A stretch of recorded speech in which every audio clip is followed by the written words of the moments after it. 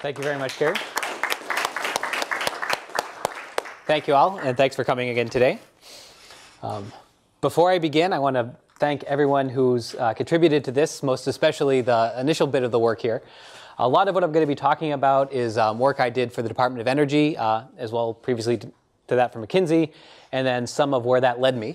As such, I want to thank Roland Risser, who is the Building Technology Office Director. At the time, it was a different name, but the same position. Alexis Abramson, who's at Case Western, was a professor who was on loan to the Department of Energy for that time, and especially Omar Abedelzi, who's taken over for me, in a sense, at the Department of Energy from Oak Ridge Lab, continuing to develop this work and to continue to drive it forward. Additionally, the people who worked with me on this most closely were Rachel McGlumman and Bob Henrin at NREL, and Edward Barber at Navigant Consulting is also continuing to work on that. He's been an invaluable thought partner, and his team has really helped move this all forward. I'm going to move pretty quickly because, as Carrie pointed out, she gave you about 7 years of my life, which I'm going to boil into about 45 minutes of your time. Hope here is, again, since we're trying to cover big data, I'll do that by covering lots of data. I'm going to first talk about how can we achieve an energy-efficient future, and then most especially what data drives us to that conclusion. That'll be probably about the first half an hour of what I'll talk about. Then I'm going to give you two examples in varying degrees of depth. One is a lot of people criticize a lot of these types of studies and say that's completely unrealistic, we'll never get there. So the first question is, are we making progress? And I picked the largest opportunity that we identified here, which is LED lighting. And then also tell you my own personal decision where I moved on to as a startup and talk about what's it going to take to get there as a liquid desiccant air conditioning example. As Carrie mentioned, I began and was the project lead and one of the co-authors of the Unlocking Energy Efficiency in the U.S. Economy study. In addition to being a supply curve piece of work here to figure out what was available, we went a step farther and synthesized all the work on why doesn't it happen, and went even further in saying what do we think could help make it happen. And I'll come back to that theme at the end when I say what do I think it takes to make it happen in my own personal life here.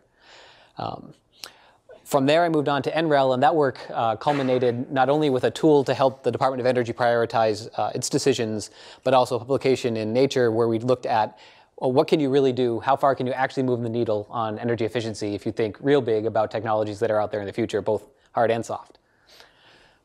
But to start at the beginning, at least it was the beginning for me, as you might recall, the McKinsey report had identified about a 26% energy savings. So this is 26% of the primary energy in buildings, which includes industrial, commercial, and residential buildings. And it was a pretty impressive amount. We limited that study appropriately to being technologies that were available and understanding we're not going to take any haircuts to that and say, what do we think if we apply judgment and say typically 5% of people will do this or 10% or look at adoption curves or anything. It was just how much is out there and what do we think we can grab. That work, interestingly enough, was supported almost a couple years later, and probably work that was underway with the National Academies of Sciences, showing first sort of a metasynthesis of this sort of economic potential here, showing kind of a 22%, and then their own report that actually looked out a bit further to 2030 and looked across similar areas. It came up with about a 29% energy savings if you look at commercial and residential buildings. So suffice to say, a general consensus, both today and interestingly enough, historically for many years, that we could do about 30% better with the technologies that are out there today if we could only find some way to make people actually get them in place and start using them efficiently. And again, mind you, this is not so much just hard technologies and saying, what if we make a better light bulb? What if we make a better mousetrap, so to speak? What if we do better controls and so on? But part of that, of course, is getting people to actually use those controls properly. And all of the behavioral, interpersonal, and market-wide, as well as policy and related aspects to that. They all fall into one that basically boils down to getting that number. In fact, what I would say one of the central findings of the report, the McKinsey report, was not so much even what that number was, because as we just saw, it's not an astounding number if you've been in the field for a while, but was actually pulling together and saying, well, why doesn't this happen? Really, the first bit is that there are fundamental attributes of energy efficiency that just make it hard to capture. One, it requires an initial outlay almost always, not always, as you'll see shortly. It's fragmented. So as people would say, this is one of my favorite examples, one of these days I'm going to do this for real. People would say, well, if there are $20 bills lying around on the ground, somebody's going to pick them up. And my point is, well, if I take a jar of of pennies, right? If I take 2,000 pennies and throw them on the ground, who here is going to go down and pick up all 2,000 pennies? Almost no one, right? And energy efficiency is indeed those 2,000 pennies. It's not a $20 bill. And it's that fragmented nature that makes it so hard to capture. Part of that, of course, is the low mind share as well. People don't think about this on a daily basis, except probably the people in this room, myself included. But the general person who's worrying about, how's their kid doing in school, and am I going to have my job next year with the way the economy is going, is not really thinking about which light bulb should I buy. They're just going to grab what they've always grabbed. And finally, even if you can get through all those things, at the end of the day, energy efficiency is counterfactual. It's difficult to measure. You're not saying, sticking a meter on your energy efficiency and saying, here's how much energy I saved. You got to build a model of what you would have used, understand what you did use, take that difference, and really believe that you've done all the necessary data analysis to validate that that is within your confidence interval, yes, a good investment. And that's not easy to do. So in support of those fundamental attributes, we realize that not only do you need to understand that, but each opportunity has a series of barriers it could face. We categorize those as availability, meaning can you get at it, behavioral, meaning is there something preventing you from doing it, and structural, meaning is there something in the system that actually prevents access to it. To overcome these fundamental attributes and those specific barriers, you really need to identify opportunity-specific solutions, and frankly, at a national level, figure out what an overarching strategy as a nation is that we can pursue to start capturing that. I want to highlight, again, given time constraints here, only these opportunity-specific barriers. And again, to me, one of the main findings that we had was what really prevents capturing it is people will say, what I really need to do is overcome risk and uncertainty. I got to make people believe that I really have something here that'll work. Or, what the problem is it's a landlord-tenant issue, an agency issue. The tenant owns the house and pays the electricity bill. The landlord is the one who buys the air conditioner or the light bulbs. And if I could just align these incentives, then everything's going to be OK. I'll set in some type of financing. But we really found through hundreds of interviews of people who've been doing this a lot longer than I've been alive, let alone been doing this myself, is that you need to comprehensively address all of these barriers with some suite of possible approaches, drawing on all of those solutions. One of my favorite examples of when this worked in the marketplace is something we're all familiar with, the iPod. If you think back to 2002-ish, the iPod hits the market. There are actually dozens of devices that had tried to have some type of an integrated MP3 player or a memory stick or something that could get you more music in your pocket where you want it and easy to listen to. But what Apple was able to do was integrate that from soup to nuts. You launch the iTunes, you get all of the market players on board, get access to the music, and lo and behold, you have people actually buying music that they already had, but buying it again so they can get it onto their iPad easier. And that whole kind of transformation to the iPod was really an excellent demonstration of somebody who comprehensively addressed all these barriers and frankly transformed the marketplace pretty dramatically.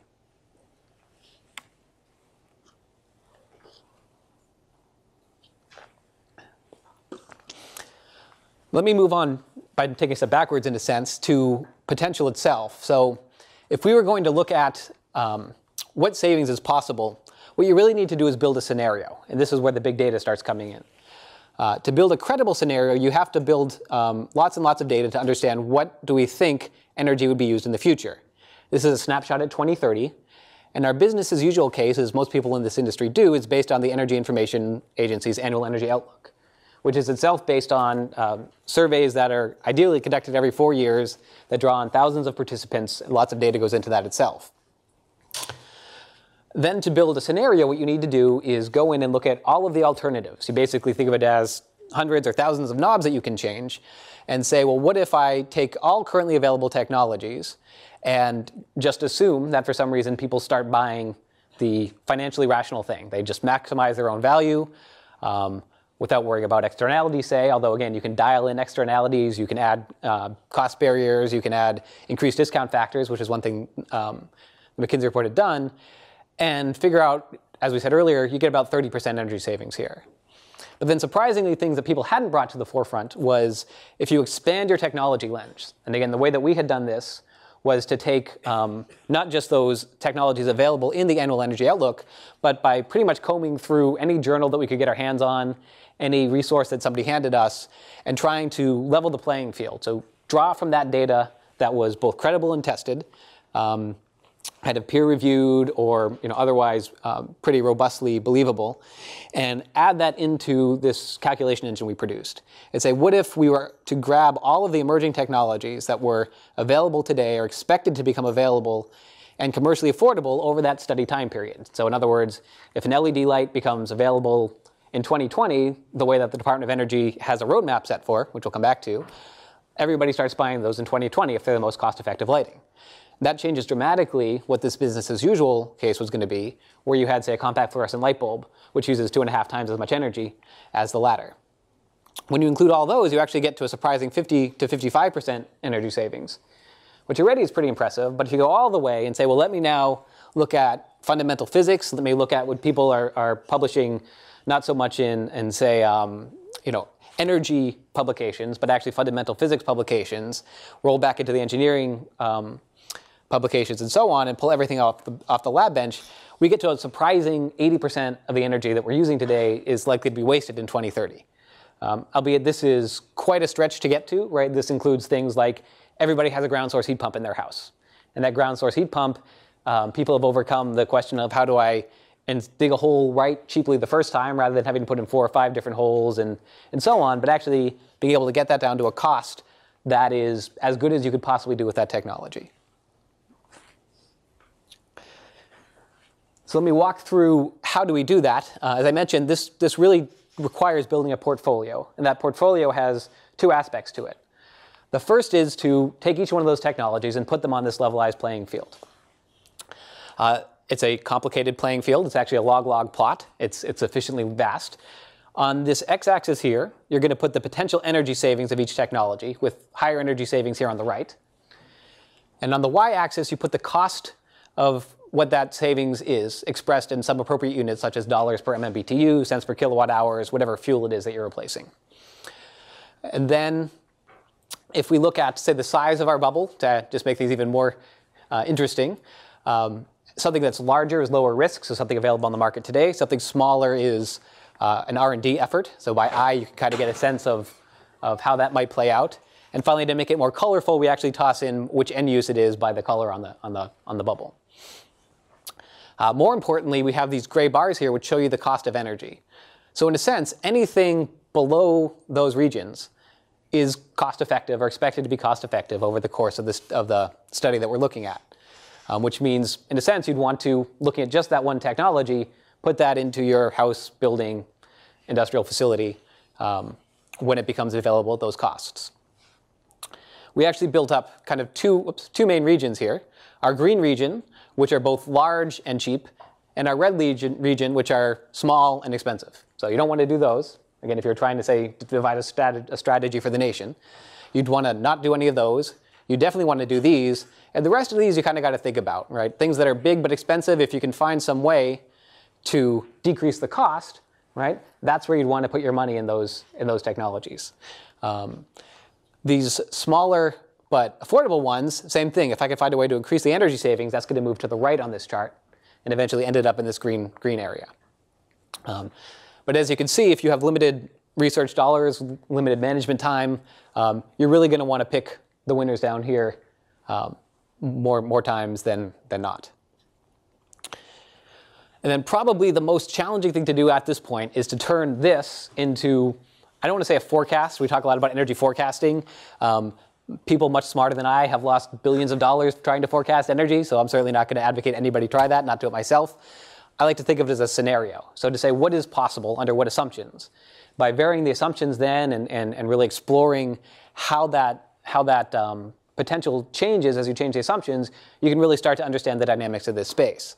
But what you're going to do then is find some way to pick one of these technologies, probably this one right down here, and then recalculate all of them based on the fact that that technology has impacted all the other technologies by changing the demand structure in the marketplace and possibly directly impacting the energy savings of any competing, if you will, technology or measure that you might consider. When you do that iteratively, you build this supply curve right here. So this supply curve shows us similar things that you've seen before if you're in this space, the energy savings here on this axis, the cost of that energy savings, again, in energy units on this axis. And the final thing is you draw your line here at the cost of energy. So I'll talk next about how we build one of these, but just to point out, there's actually some measures here that are better than free. So this means not only does the energy benefit helpful, but the actual capital cost for these measures is less under the technology assumptions we put in here than the currently used alternative. So these are, in a sense, even better than free. Everything less than, say, some line out here where I would draw my energy cost for that appropriate fuel is better than the currently existing alternative. Okay, let me now talk about how you put this together. As I warned Carrie, to bring this back to the previous chart I'd shown you, that 55% corresponds to something around here where we're looking at the total energy, today's energy costs, and what would be less than that. The 80% is, in a sense, the whole tamale here. Do all those technologies, and that's your 80% equivalent. And as you'll notice here, right, this curve naturally blows up because getting those last bits of energy are very, very expensive because you're talking about going from, I don't know, 20% energy savings to 22% energy savings, or 65 to 68. That last little bit, then you have to pay for a whole new technology is pretty challenging. So what calculations do we need to do these to begin with? The first thing we actually need to do is define energy efficiency, which there's really no commonly accepted definition. For the purposes of identifying opportunities to improve annual energy use, what I would say is you're looking at, on a macroeconomic scale, defining for each service delivered, right? So if you think about it, energy is nothing any of us actually care about. What we care about, what does energy do for us? Right? I don't really care about kilowatts. I care about the kilowatts that are amplifying my voice, or giving me the lights, recording this presentation that you put into your car to drive you here today, or maybe in that case, gallons of gasoline. All of those things are the services that you're demanding, or the service demand. So if I look at the total energy use, so for example, trillions of BTUs primary energy in the year we're looking at, 2030, that's going to be the product of the equipment stock, so the number of energy using things, homes, refrigerators, light bulbs, et cetera. The efficiency, or actually the intensity, so 1 over E here, that's required to meet that service demand. And finally, you multiply that by the service demand per unit stock that you're looking at. So the BTUs of heat you need to maintain your house, your lumens per square foot per year of lighting that you need in a building, et cetera. An example to make this real here. Let's take a lighting example. You'll notice I favor these because they're the easiest to understand when you don't have to worry about a lot of competing things such as comfort and heating and cooling. I might take my service demand again as lumen hours per square foot of building space. I'm going to multiply that by the inverse of efficiency here. So efficiency would be lumens per watt, so how much light you get out for each piece of energy you put in. So I invert that to get watts per lumen. And I multiply that now by the square feet. A little dimensional analysis shows me that I've got my watts, or my kilowatts, kilowatt hours, sorry, watts times hours, so energy, not power. My watt hours, kilowatt hours, or easily converting to trillion BTUs of energy.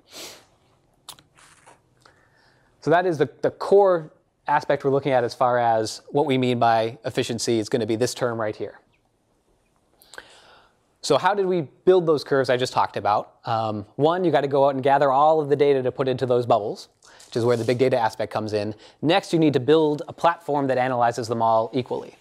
And that's where we developed the Prioritization Tool, or as it's now called, the P tool, with the Department of Energy and for others. What it aims to do is provide an objective comparison of new and existing opportunities for efficiency investment. People will talk about an 80-20 solution, so you get 80% of the answer with 20% of the work. In respect to the tremendous amount of work and the many people who've worked on this, I call this the 55-5 solution. So we've done about 5% of the work that you need to do, but we've gotten at least half, about 55% of the answer. What we're doing is estimating the potential savings and the costs of the efficiency opportunities using widely accepted methods. As I mentioned to somebody, most of this goes back to 1982. Ellen Mayer's thesis was core to all of this. The only advantage I have over him is it's 30 years later, and it's much easier to get 600 technologies and all the information you need to put it into this engine. And of course, the computer to grind out the engine takes my laptop 1 minute and him a mainframe for a week or so. This gives us a level playing field to compare all those measures, and is also a simple and transparent analysis. You can go in and change anything. It's all actually written up in Excel. So I've been told it's not transparent. It is transparent. It's just really long. Okay, it's a 50 megabyte Excel sheet with sheets and sheets and so on. But given enough time, it's all in there. So what do we mean by efficiency here? To come back to our first question. What you're going to want to do is build a baseline, a business as usual case, where you're looking at what you think was going to happen. So again, that is a forecast, but we're not doing the forecast. We're taking it from people who do it better than we do. So in this case, the annual energy outlook or the any other appropriate tool that you'd want to use. We then build any one of a number of possible cases. The first is the wildly optimistic technical potential, which basically says the president, whoever he may be, waves a magic wand. All of a sudden, all technologies go to the most efficient case, and lo and behold, here's your new energy case scenario.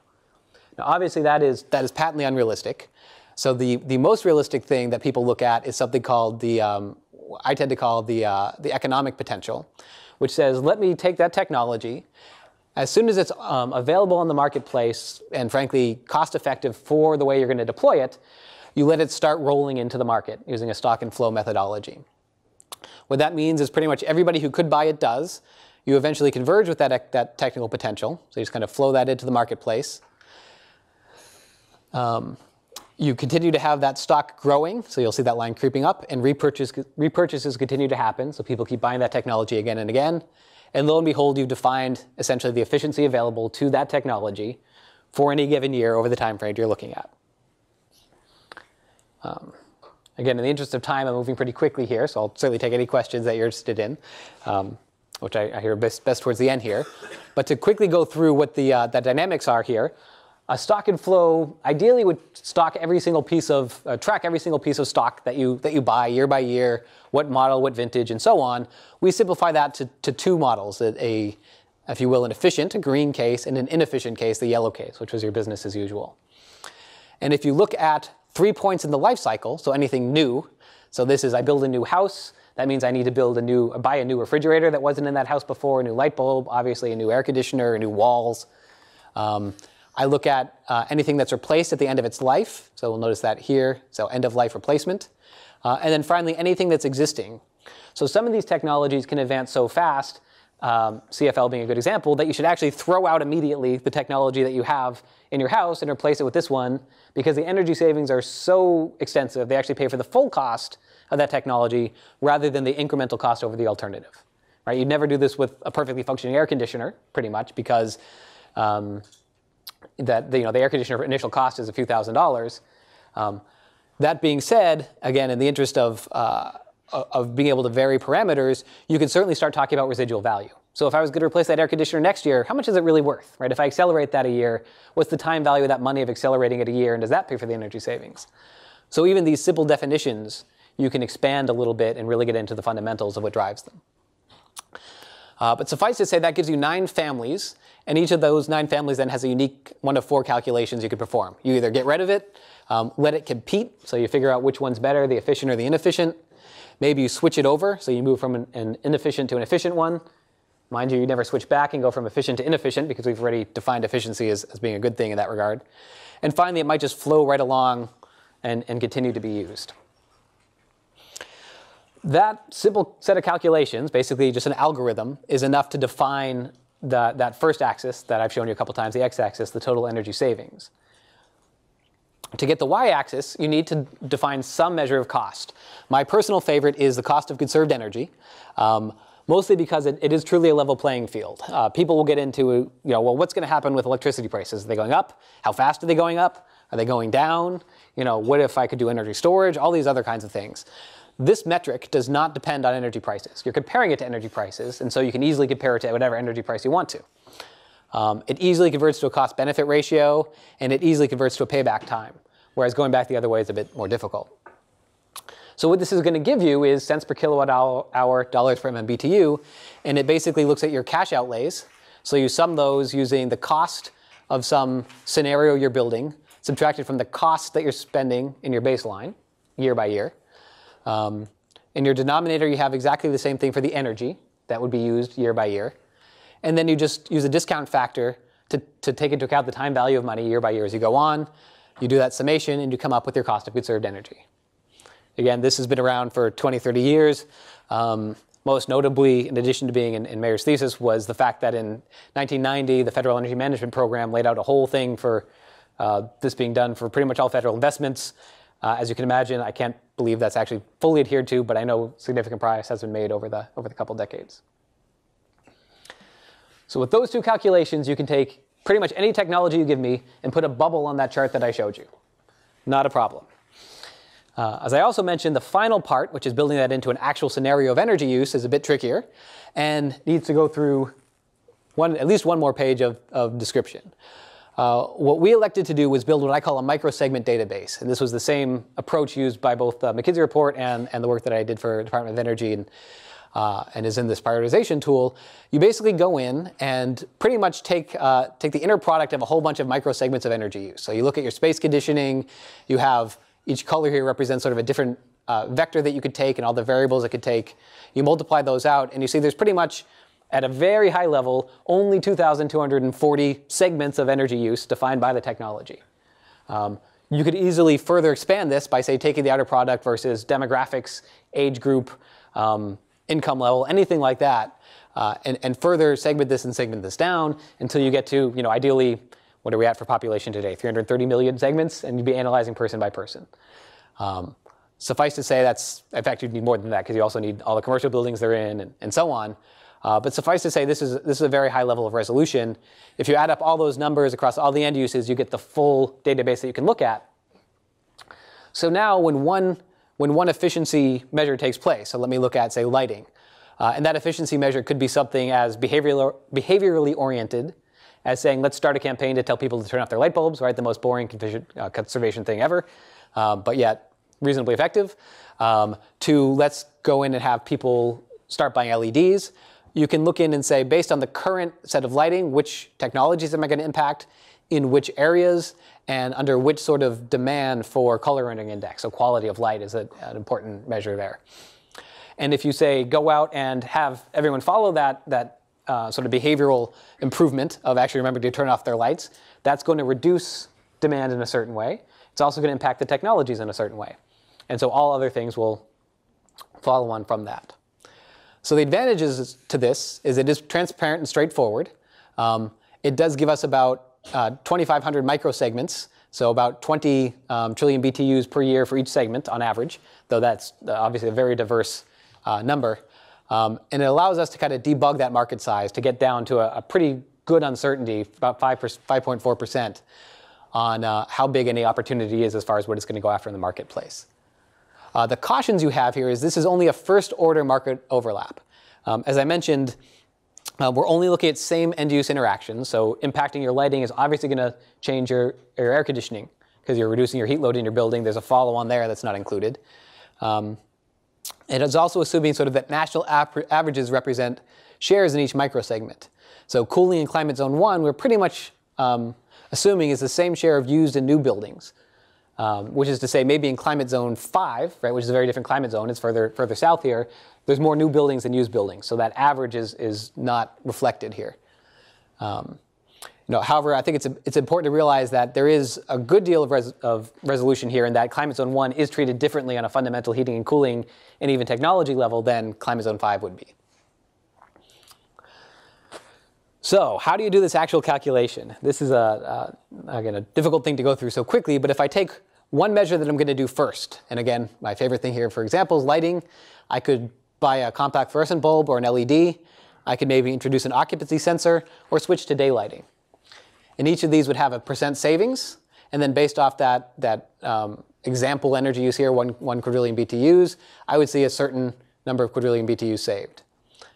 I can now compare that to a second impact, again, so not cumulative. Obviously, these here are going to be the same numbers. The diagonal, of course, is meaningless because I'm not going to do a CFL and then do the CFL again. But what I can see is if I do a CFL and then move to an LED, what the CFL has done is it's reduced both the savings available to that LED and the market it can address. So whereas before I had a market, if you will, of 1 quadrillion BTUs that I would have saved 90% of, now I only have a market of 0.25 quadrillion BTUs, quads. And instead of saving 90%, I'm only saving 60%, right? But at the end of the day, I'm going to get down to about 0.15 quads, so 0.25 minus 0.15 gives me the same as the 1 minus 0.9, namely 0.1 quads, that I use after finally getting that LED into place. So point being that if I do this first, I'm changing both the savings that this technology is going to have over my new estimate of energy use and the market it addresses. In fact, in the extreme case where I did the LEDs first, suddenly the CFL is not saving any energy whatsoever. Point being, if I do A then B, so if I do CFL then the LED, I save that 0.75. Then I save the other 0.15 is 0.9, which is the same if I do B then A. So it follows that natural check. There is a second type of energy savings where if I look at CFLs and occupancy sensors, CFLs reduce the market, right? So I've knocked off that 0.25 quads. But the thing is, occupancy sensors are going to ideally, right, again, other than getting to second or third order effects, still have that same 25% energy savings on that new market size. Same thing happens in the converse. If I did the occupancy sensor first and then the quads, then the CFL, I'd save a similar number. So now my A plus B becomes a 0.75 plus 25% of the base, gets me to 0.81. Same thing here. Occupancy gives me my 0.25, and then the CFL transfer gives me my 0.81. We could fill out that whole matrix enough to say that there are opportunities that are market reducing but savings preserving, and there are opportunities that are market and savings reducing. Again, this is a simplification here for transparency. There are second and third order effects, but again, the nature of this model was to grab all first order effects, and I think this does it pretty well. You then build that up, if you think back to the first chart I showed you, for all of those technologies, my cross-cutting technologies in here, all of the different components, all the different interactions, and I can categorize them as either of those two, which is a 1 or a 2, or a 0, which shows they don't interact. Build that all up, run it through my engine, and take that bubble chart with this chart and give myself now a scenario forecast.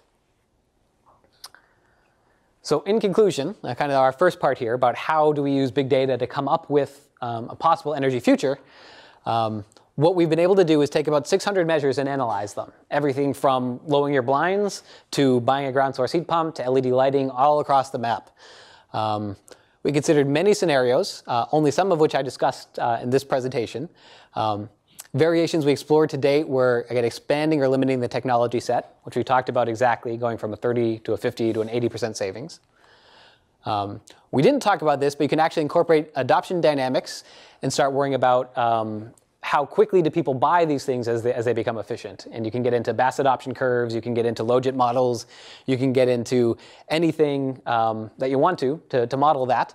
And you can even get into saying, well, if government was to do certain actions, and of course this was particularly interest to the DOE, how might that impact the adoption? The most clear being, of course, if you write a standard that says everything has to be this efficient by a certain date, you then actually have some adoption and then get to that economic potential in the future in time. We also tried varying the price of energy, discount factors, all other things along those lines. And conceivably, though we didn't get into this too much, this is a great tool to explore adding a carbon price and say, okay, what does that do to the efficiency here?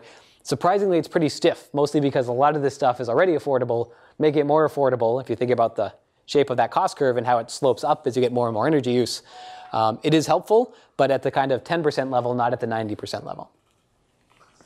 And this is actually serendipitous. I wish could claim to have planned this, but the Department of Energy has actually just launched a request for information at this website right here, where they are asking for additional inputs to the tool, both on methodology, for any of those things, for any of the current methodology that they're using, and also for any new technologies that are not currently included. That's available there and goes through the usual Department of Energy RFI procedure. So if you are a researcher in the area, we more than welcome your input. All right, I'm going to skip a final word on complexity there and move on to, are we making progress? I'm going to do this one even more quickly. So the first criticism that you tend to get is this is all just, academic baloney where you sit down in a lab and come up with a bunch of curves that are never going to happen. So let's see if that's true. And to give the answer away to begin with, I'm actually surprised how well this worked out. In 2011, the solid-state lighting multi-year program plan comes out with specifically a luminous efficacy curve, and they have a whole bunch of targets they build off of this. But this is what they thought was going to happen, both historically what has happened, and then sort of around 2005 was when this started happening. What do we think we could do with white light LEDs and OLEDs? I'll tell you right now, OLEDs are not on that curve. Some of us are not surprised, but we won't get into that either. This was done by looking both at specifically costs, and then cost of conserved energy, looking very tactically with a lot of individual input from stakeholders across the board, major industry manufacturers and so on, to say what do we need to improve, so the efficiency of the unit, the lamp, the package, the chip, everything, to figure out what impacts we can have on that cost of conserved energy. And eventually you actually get down to the fact that by 2020, we would have the most efficient light bulb being an LED light bulb. So how are we doing? This is right from this 2011 plan. It was therefore published in 2011. It was the 2010 plan, so we're about 3 years into it. There were 5 major metrics at multiple milestones here for the efficacy of kind of the core chip, the price of the chip, the efficacy at a higher, if you will, color temperature and lower color rendering index. Again, won't get into that in too much detail. The price of the LED, and then finally the actual lamp price. So how are we doing? The actual performance right now of a chip announced by Cree is 265 lumens per watt at this kind of color temperature and that sort of color rendering index. So they've already beat the 2015 target. The price at sort of the warmer efficacy is actually already 200, announced for 2015. So Philips has come out about 3 or 4 months ago and said that they are on target to have a linear tube LED producing light of that quality at about 200 lumens per watt. How about prices? So okay, that's fine. Technology is easy, but what about prices? The exciting and to some controversial L-Prize bulb came out. Philips won this prize that DOE had sponsored with the amazing $50 light bulb. Yes, I walked the walk. I owned 2 of these and gave them for Christmas presents last year. The bulb is supposed to last 27.4 years. It's 30,000 hours. So I wrote the names of each of my children on them. They will continue to carry those through their adult life, I hope. And again, this was available 2012, about March, at $50. So just narrowly beat that target. 2 months ago in Home Depot, I noticed that Cree has now brought that price down. So I feel kind of dumb, but you know, it was for the cause. To $16.65 for basically the same light bulb. Not only beating the 2013 target, but beating the 2015 target. Again, when I put on my McKinsey hat, this is a very interesting move by Cree, right? Cree was actually the main manufacturer of the chips. They are now actually disintermediating Philips, in a sense, and kind of trying to capture that whole value chain going directly to the customer through Home Depot. This is a great bulb. If you don't have one, I strongly suggest buying them. Probably. To bring it back to the first chart, let me show you here. The L prize was right there. The Philips LED here exceeds what we were targeting for the white lamp. And the Cree, though a little bit later and lower, is very noticeable for coming down at that price, which is not depicted on this chart. Suffice to say, we crazy academics are actually pretty close on this one, to the surprise of many. Okay, so big data, what does it mean for you? Which light bulb should you buy? This is a very simple calculator that looks at the energy use, the capital cost of that bulb, how many years it will last, and then again, this kind of brings in the intersection, if you will, between data and actual sort of problem solving or decision making. So what decision should you make? What metrics should you do? Well, the best investment, if you will, is our Energy Star certified CFL with 175% effective dividend, so return on investment. Like if you went to GE, bought some GE stock, you get like a nice hefty dividend. You know what? Anybody own GE stock? No? I don't know what it is these days. 14% maybe? Give or take? That would be a great dividend for a value company, right? This light bulb gives you 175%. So go call GE, say 175%, and listen to them hang up on you. So from an ROI point, fantastic investment. But as we know, the CFL is not anybody's favorite. It's got lots of problems. It's got the mercury problem, the flickering problem, on and on and on. I own many, many of them, so I'm a believer here. But our Cree bulb now is actually the lowest annual cost. So if I look at my total cost per year, and again, everything up here is sort of target, so everything below here is commercially available, it is my lowest cost light bulb available today. Only a 32% return on investment because you have to pay that $13.65 or so up front, but is a very, very good from a lowest cost standpoint. So you can decide, do you want to pay the lowest cost per year, or do you want the best return on your investment? Kind of depends on your personal values. Most importantly, it's very likely, again, we are on track to this, that in the next 5 or so years, we will probably have the LED being the best light bulb out there. It has a net negative cost, it has 126% return on investment. But now if I look at, again, the cost of conserved energy, it is the lowest cost of conserved energy. So ROI aside, now if I use that metric, which is again the one I prefer, that would be the best light bulb. Okay, I'm going to take about 5 or so more minutes for my final example. So what does it take to get there? This is now the life that I live. As I mentioned to some, I've gone through a very meandering career path. It seems to be the plague of my generation. From academics to big business to government, now into startup. I work for a company called Advantic Systems, where we make dehumidification equipment. As you might know, humidity causes a lot of problems. We need to be comfortable. We actually need to be on a psychometric chart, which has temperature here and absolute humidity there, sort of in a comfort zone. We don't want mold and mildew in our buildings causing health problems or damaging building equipment. And many processes, pharmaceutical, injection molding, cold storage, require precise humidity control. This is the company I now work for, so in kind of full disclosure there. And what we do is try to control humidity better, both more efficiently and with a separate control. And one thing that's really happening now is if you look at typical building conditions, you're typically designing here, but operating a building sort of across all of these parameters, humidity is becoming more and more of an issue. The reason is your traditional way of dealing with it is to take basically a cooling coil, right, an evaporative cooling coil, a liquid refrigerant type direct expansion coil, cool the air, and then, if you will, indirectly or as a consequence of that cooling, condense water out of the air and get it out of your building. That can handle about 15%, 20%, maybe up to 40% if you really push it as far as how much moisture you can remove as a percent of the total load, called the sensible heat ratio, or actually here's the converse of the sensible heat ratio. As we've improved the sensible loads in our buildings, lightings, as I just mentioned many times, building envelopes, and so on, that sensible heat ratio is changing, and we're becoming more and more humidity focused, so that at our design conditions, and even more so at kind of our typical shoulder or part load conditions, this equipment is becoming less and less able to keep up with our buildings. What that means is you go and you buy all these nice things to reduce your sensible load, and then frankly, in order to deal with the humidity, you use just as much energy on your air conditioning to cool that coil down to that dew point to get the water out, and then you actually end up adding a heater to get the heat back in so you're comfortable and not cold and dry like you're used to being in a movie theater. So we can easily throw away all of our energy savings if we don't do that proper treatment of humidity. There's 3 ways you can do that with mechanical dehumidification, solid desiccant dehumidification, or liquid desiccant dehumidification. Again, flipping through this really quickly. What your typical direct expansion system is going to do is take your outdoor air, cool it down to a dew point, and then wring the moisture out with that coil. In reality, you're trying to get to a comfortable enthalpy, which is what this diagonal line is. So that's the work you want to do. You end up doing all that extra. And then, as I mentioned, in your shoulder months, all you need to do is that, and you end up doing all this extra. That's the limitations of the energy penalty you can pay there. Now, you can make that system better by saying, well, let me just keep pushing the efficiency of that piece of equipment. Over our lifetimes, around 1980 or so, you were up here, say, at an EER 6.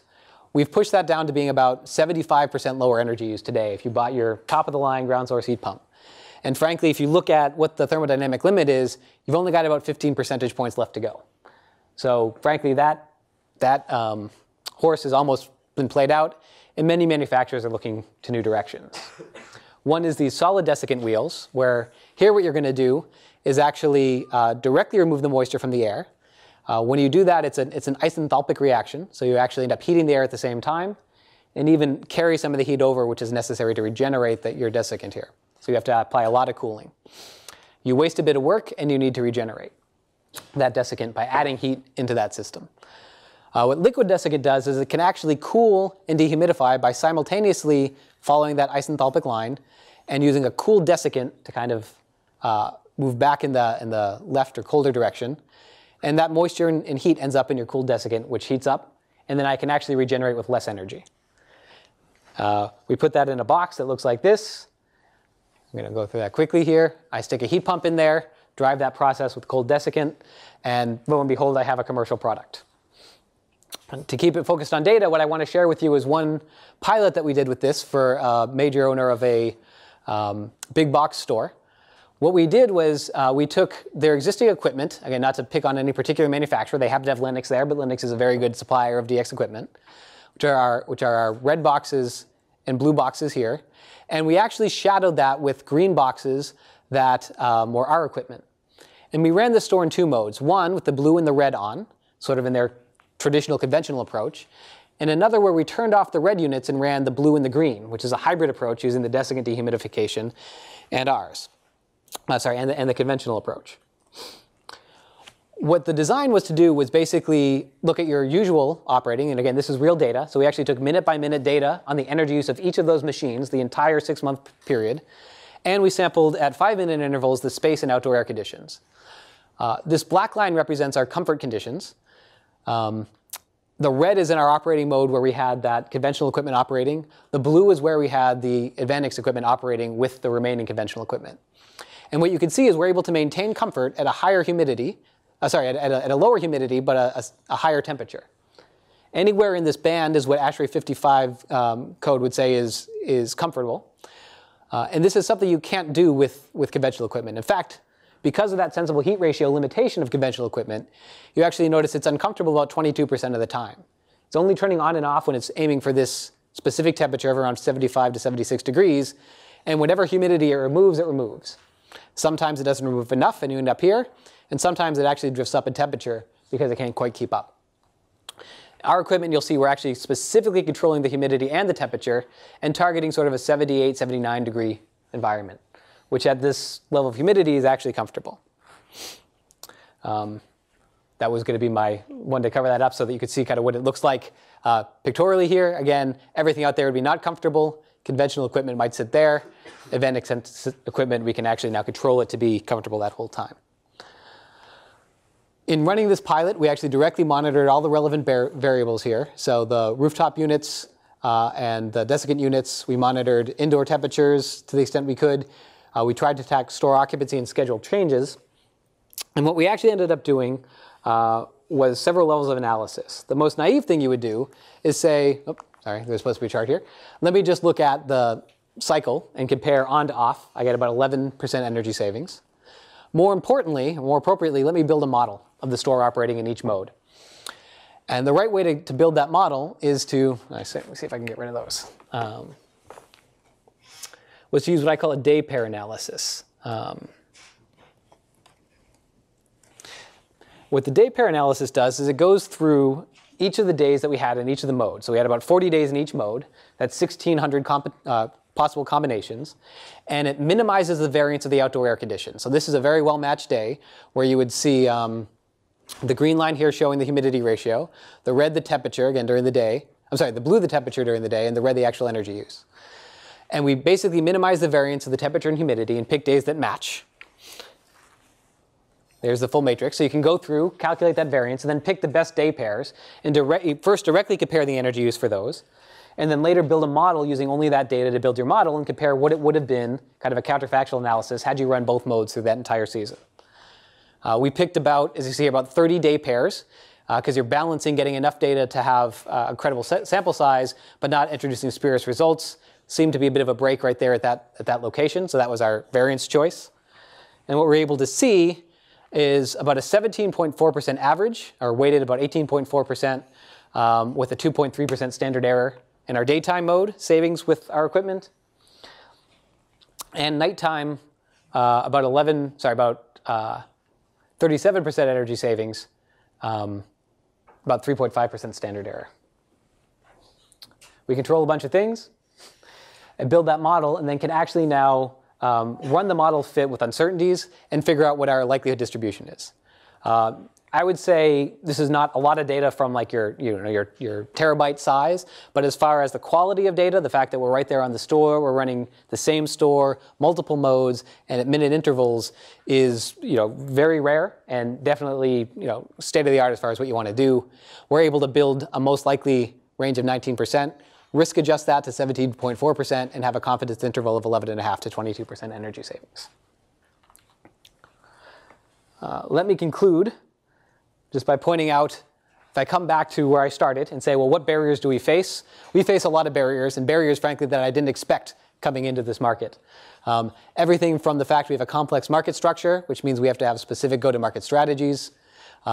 We have research, procurement, and preparation time, both on our side and with our customers, and on and on and on. Many, many barriers when you're trying to do a startup that result in delays, and of course, significant investments in both time and resources to make these things happen.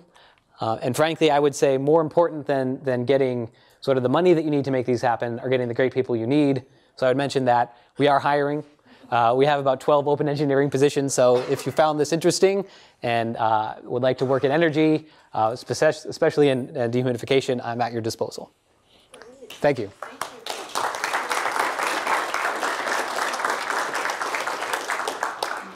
So questions. Let's start with students. And I'll start with this side because I neglected this side last time I did this. Any questions from students? Brett. For the NREL tool, you analyzed 600 different strategies. I was wondering if you could talk about how you went about identifying them, quantifying savings, quantifying cost. Okay. Big tax. Identifying, I mean, it was about 18 months probably of work. Identifying was frankly everything we could possibly read. So you start with the sort of macro studies, track all their references, track all of their authors and all their references.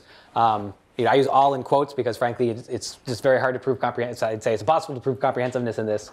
But we tried to walk as broad a sense as we could. In a sense, that's why we've done this RFI now, to try to get even more input from 300 billion people rather than the three of us who are primarily working on it.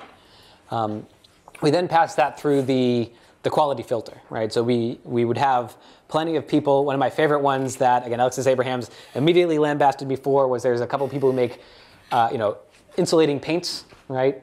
That have either ceramic pellets in them or like a claim for a reflective coating and so on. They even have reasonable test data. I got talking to her as an expert. She was like, they do all the tests wrong. It's not valid. We pulled that out of the database, but it was in there to begin with. So we had a very big net, and then we kind of narrowed that as we went on. Similarly, we would also flag things if they didn't have the necessary information. So you pretty much need 3 pieces of information to put something into the database: a sense of what market can address, a sense of what the energy savings is, and a sense of what the cost is. If you don't have all those, we would kind of put it in there and use it as a placeholder, but not be able to include it in the analysis.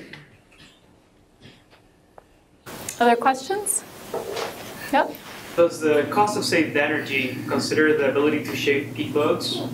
It does not directly, no. So in a sense, as I was mentioning, the benefit of that is you could decide to compare that to a peak energy use. So if you're looking at, if you want to look at, say, a phase change material that would be specifically used to store energy at night in an air conditioning system, go through that phase change, and then use that to cool the house during the day, which is a technology that's considered, you would compare that specifically to peak energy use rather than nighttime energy use, for example. And you can do that analysis. So that's the way you can roll that in. You could also specifically include that in if you wanted to. It's straightforward to do that. You just then add the footnote that says I've included the X dollars in capacity because it's a very real avoided cost. I would say less so now than when I started in this stuff because of the massive decrease in natural gas prices. But suffice to say, yes, it's definitely something you could quantify. Others? Oh, Sally. Yeah, I've got one. So on your matrix of, the size of the opportunity and the cost per, energy savings, I was wondering if you ever thought of, creating, a 3 and 4D version where you sort of put some other factors. So, for example, if you looked at technology adoption that required only minimal behavior change or positive behavior, it was really easy to do. And similarly, if you put another dimension of low capital cost, that if you did that filter, did you do that? Yeah, so filter is the right term. We actually called them lenses. So when we were working, I think I can talk about all this to make sure. Yeah, when we were working to help Department of Energy analyze their portfolio and analyze all of these and look at that, I showed you the technical and the economic potential.